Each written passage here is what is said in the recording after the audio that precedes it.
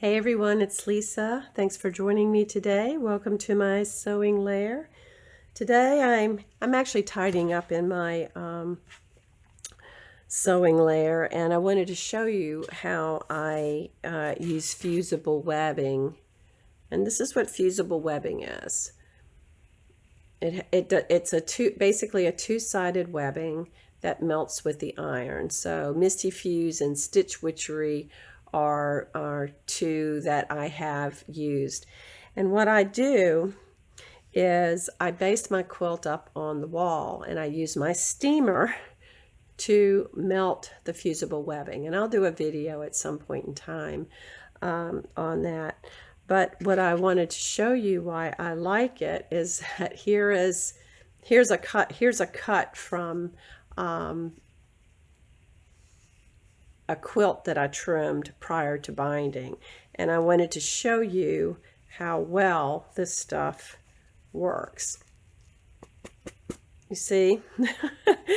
So it is a very secure way to baste your quilt. Now, I've done it on my ironing surface as well, but frankly, once I went to basting on my quilt wall, it was a game changer, and I did do some experimentations on the best way for me to do that with my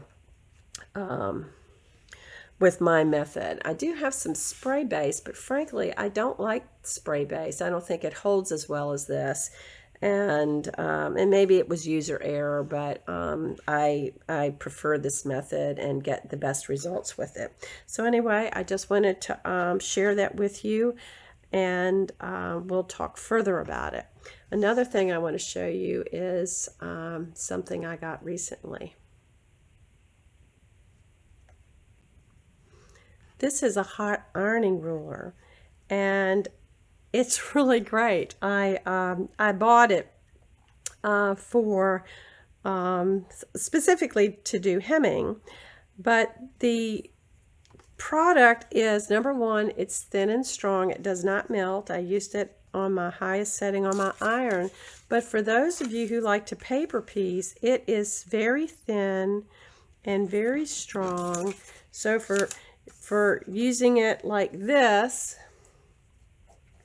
and then putting your add-a-quarter ruler up against it is a great way to use this ruler. Another way that I used it yesterday, and I liked it a lot, was on my binding. When I do my binding, I like to, this isn't really binding, but what I like to do is I iron when I have to go through, when I'm here in a corner. What I like about this is it's got a 45, so you can put your 45 here, and you always want that binding to be perfectly straight and perfectly out of 45, and you want it to be even with this side. So if you put a crease right here, again, here's my 45-degree line, then you create for yourself a visual for where to stop your needle, which is very important. And then the second thing that I do is I line up this edge right here, and I then, of course, this isn't pinned down by anything, but I line up that edge. Of course, none of that's straight now.